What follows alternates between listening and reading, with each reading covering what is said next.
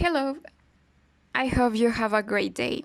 Today we're going to see how to configure other language in Windows 10. Let's start. First, click on the Windows logo to open the Start menu. After that, select Settings icon. You can use the command Windows plus I and you get faster this page.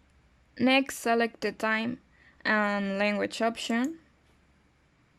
Then select region and language option on the left side.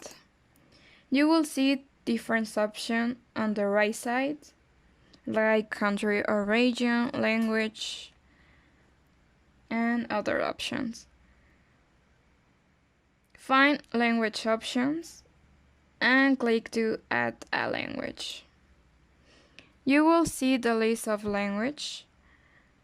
Look for the language you need.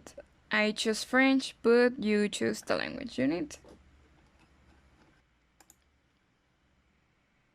After that, click on the name and select Next. Click on Install.